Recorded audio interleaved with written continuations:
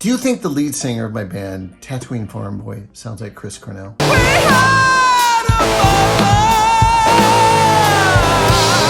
He doesn't sound like him exactly, but there are things he does sometimes where it's like, ooh, that's like Chris Cornell.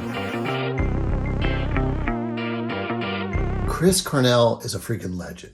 So I'm not saying Tatooine Farm Boy is like Soundgarden. I'm not saying Tatooine Farm Boy is as good as Soundgarden. Tatooine Farm Boy is different than Soundgarden, although some people have said, hey, this kind of reminds me of Soundgarden. I think a little bit of it is the way Aaron sounds and the range of his vocals. My lead singer, Aaron, has never listened to Soundgarden. He may have heard a Soundgarden song on the radio, but when I told him that he kind of sounded like Chris Cornell, he did things that kind of reminded me of Chris Cornell, he didn't know who Chris Cornell was. And I think that's really interesting in a good way. Now, Aaron's a little bit younger than me. He's like 22 years younger than me. So he's a slightly different generation. Soundgarden was huge to me in the 90s. Louder Than Love, that album was amazing. In fact, I had the rare privilege to go to a tiny show at the Hole at the University of Minnesota. Hardly anybody was there, and I got to see Soundgarden live. And I get to stand about 3 feet away from Chris Cornell as he belted out these amazing tunes. Let me just tell you, it was amazing. When I asked Aaron to sing the songs on my album, I actually didn't know what Aaron sounded like. All I knew is that he was a vocal instructor. You know, I hear him sing when he was helping me with my lessons, but I had no idea what he sounded like. And he's unique in that he really wasn't in rock and roll bands when he was younger. He was getting classically trained in music. He was headed towards opera. And I actually didn't even know any of this stuff before I asked him to sing on my album. So I really didn't know what to expect when he showed up and he started laying down the vocal tracks to the songs on my album. There are two different vocalists that jumped out at me when he was laying down vocal tracks. One is Chris Cornell, two was Josh Homme. But what's cool is, you know, he doesn't even know these guys. And so he's not trying to emulate them.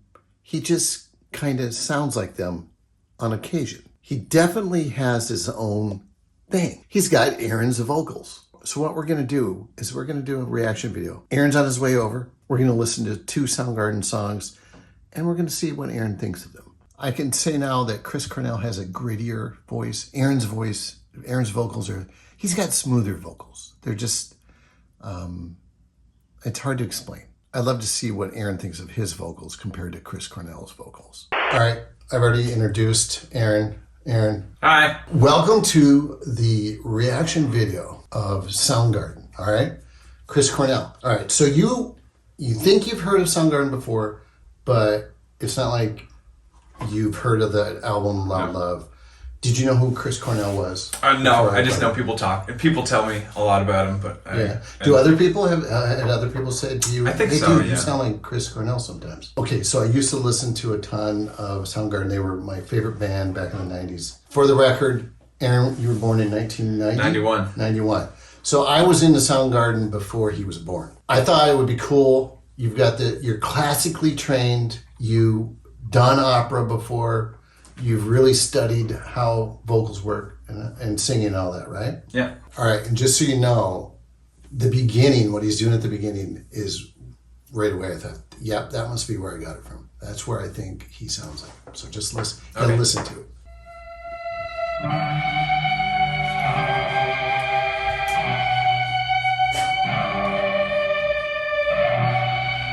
Cool.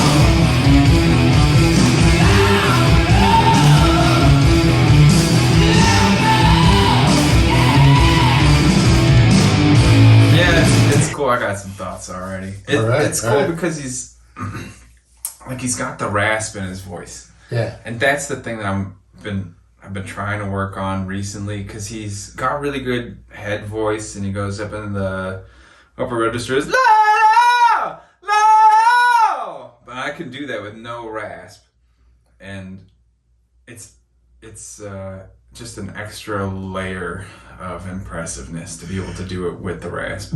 Is that just like a natural thing, or is that? I don't know.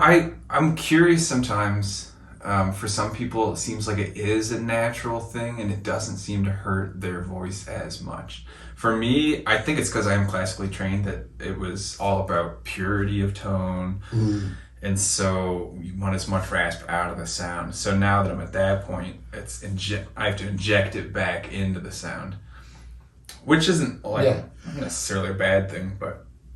So I would say, as we worked on the album and we went from the first song all the way to the last song, that I could sense towards the end that you were putting more. I don't know if it was more rasp, but you were definitely in the last song. Yeah. Like when you said, "I can only do that one more two." Yeah, one or two more times. When you were screaming, and that your last line was kind of raspy, and it was like, so it was. I don't know. I'm always curious with stuff like this, what it sounded like live also. Yeah. I would actually be curious about listening to a live version of this as well at some point. And there actually, there are obviously tons of live of him, and in different songs that showcase, like I did a search for what are some of the songs that really showcase his vocal range. And I had them on CD and listened to them, and then listened to them live, and like more recently, let's say in 2012. And you could tell he wasn't hitting it as hard. Yeah. So it's probably not something that you can do forever, because I would think the raspiness would be tougher on your voice. I think it's gotta be. Everyone says it'll destroy you at some point, you know. So, but I think it's just one of those. You learn how to push it, how to stay safe, how to give yourself recovery time after you do it, warming up properly. It's. I think there are people that just go out and do it raspy, but you can do that for maybe a year, 2 years, 3 years. Well, so sustainability of a career is something you got to think about.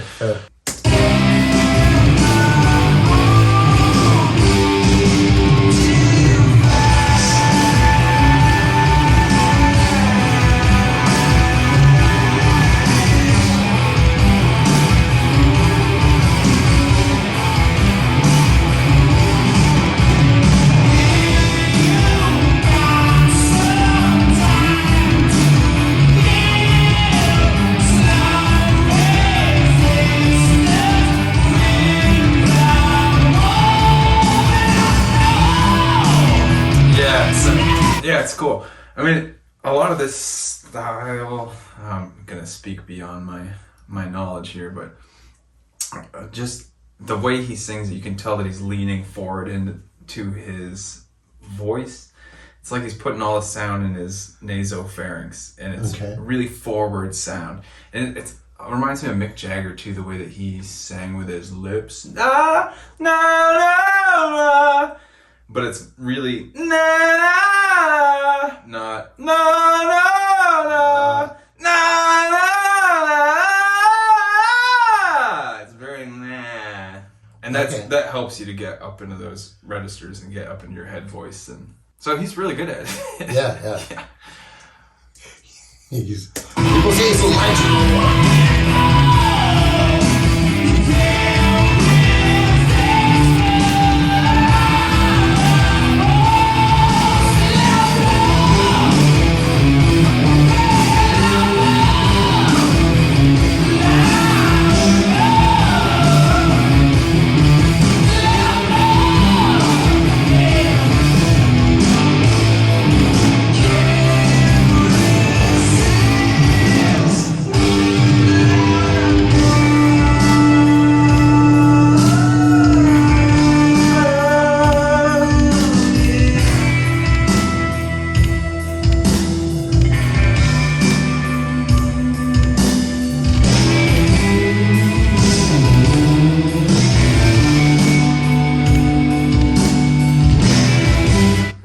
say, I think like of all the years and he was in like 3 different bands, and all the years of singing and the songs, he kind of was always evolving. I felt it wasn't like he always sounded the same. I really think he did well because of all the cool songwriting too. I think it really helped. Yeah.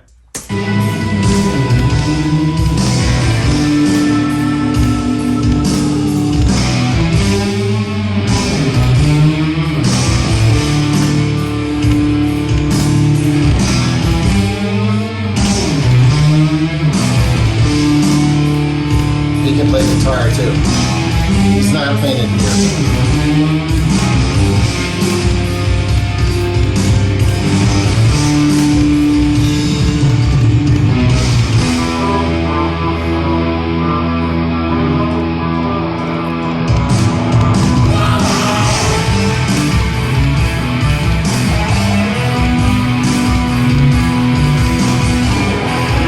Oh, you got it for us though.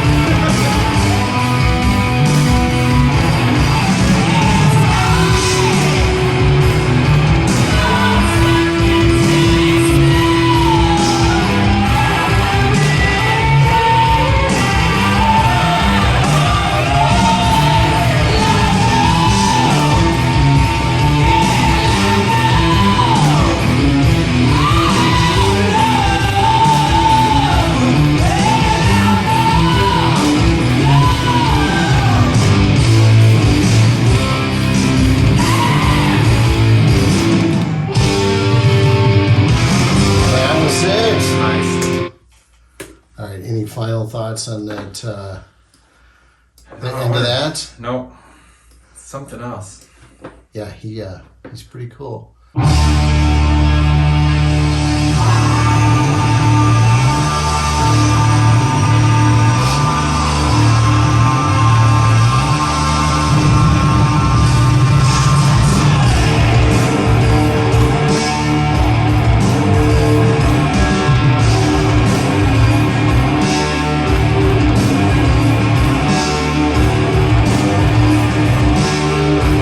I like the video so far.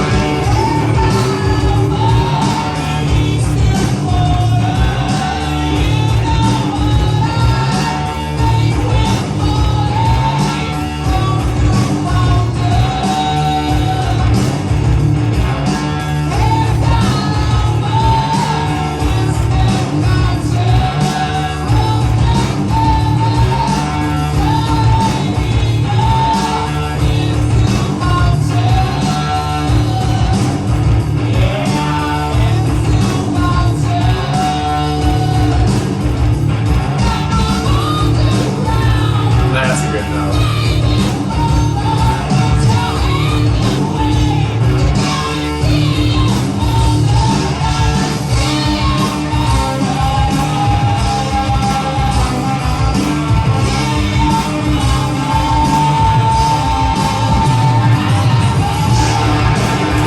So I think this one really made me think of like, Don't Mind Your Mind. Yeah. Because that part where you really go up and you're singing really loud, or not loud, really high. Yeah. For a long time. It's like, yeah. You know, where you sound like. Well, that's where I felt like, because if I take that pitch up, the la la is like super easy, but then if you inject the la la la, then you start getting. So that's where it's like, it's super impressive, because how do you do that for a long time? I know nothing about if he did any lessons or anything, or if this is just him going with what he feels. Right. You know what I mean? Yeah, I'm curious. Yeah. Does anybody know? Comments. Let us know in the comments. Was Chris Cornell classically trained, or did you take voice lessons? Were you his teacher? Yeah, please.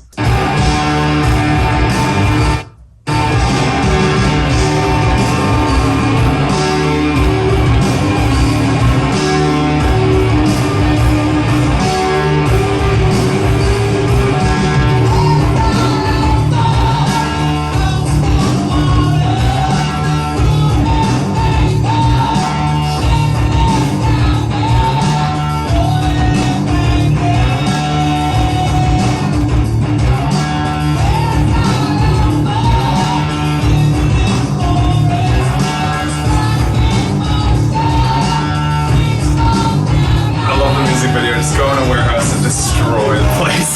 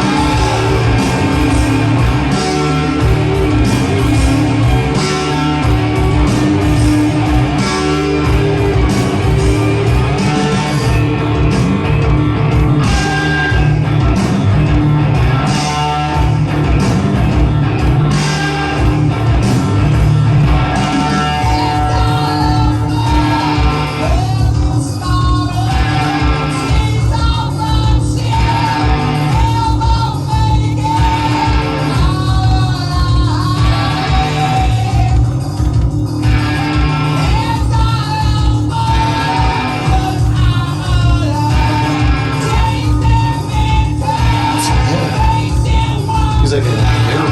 Yeah.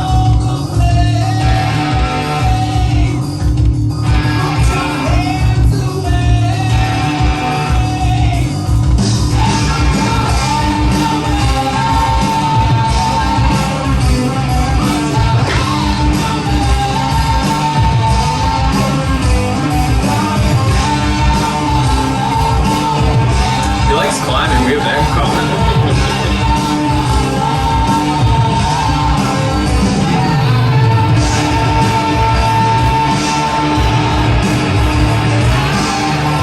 Maybe it's a genetic thing. You like to sing and climb. Yeah. Maybe that's it. They always go together. Hey, my man, can you climb? I don't know.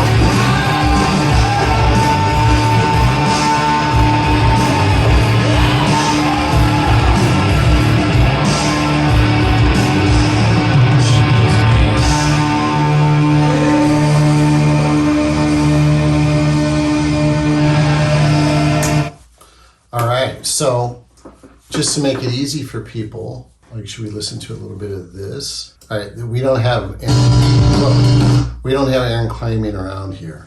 So, I think I want to let's just. Nothing to climb. All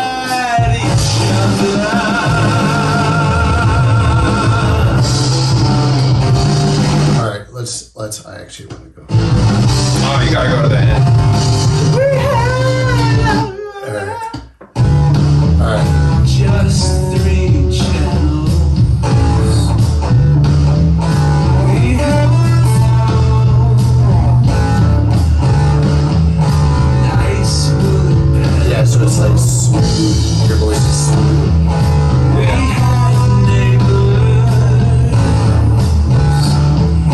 We messed around.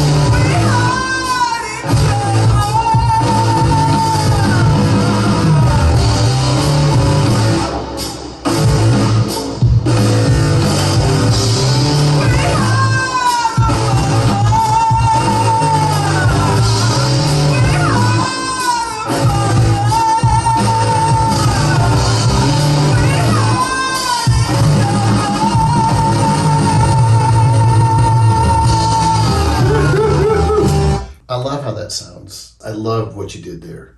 Thank you. That is way cool. I think it's some of the best I ever sang. Yeah, it's impressive. Yeah, it's got the good drama to it too. Yeah, it does. That's good. So, but like, especially at the end when we had a father, we had a mother. I think I remember when I heard you doing that, I was like, oh my gosh, yes, he's like getting way up there. This is like the big time screamers. I forgot you didn't know also. Yeah, I said earlier in the video, it's like, I'd never really even heard you sing, so I didn't know what I was going to get. Yeah. So it's like, he must know how to sing. He's giving lessons. Would you say with your singing that when you were learning to sing, was it more about just going with learning with what you have? Was it, or were you ever like trying to emulate anybody? Like, were you ever like, I want to sing like this person? Yeah, I was from a young age. And it wasn't just with music, also it was imitating sounds, animals and stuff like that. So I think that it's like a bit of a singer's mindset to imitate accents, sounds, just like weird things. Okay. And it just gives you like a broad palette of sounds to use that you can now mimic and imitate. It was an issue when I was studying classical because they're trying to get you to your truest voice based on your own physiology, what is natural for you, so that when you strip away all the tension and excess tension, I should say, that it's just you, the bare bones. And then once you can kind of get a student to that, then you can kind of build them up and keep them in their lane. Okay. And for classical, it's kind of important because you have different voice types that you get categorized into. So if you're a lyric tenor or a dramatic tenor, those are different roles. So if you're going to be an opera, you want to know what roles you should practice for, so that by the time you're old enough to do it, you have that catalog and you're ready to go. So it was an issue because I would imitate different opera singers, trying to figure out, is this what you want? And then it was like, no. No. But I feel like it's been helpful the whole time, and I feel like I have figured out my real voice without tension, and I feel like I've done that by, experimenting around. And I certainly noticed, you were doing things and making choices when you laid down the vocals to the songs on the album. And like in this song, where we're just listening to where you would, and at the end you go down, like you kind of drop. Yeah. Yeah, part of it's just because it's the end of the song. Yeah.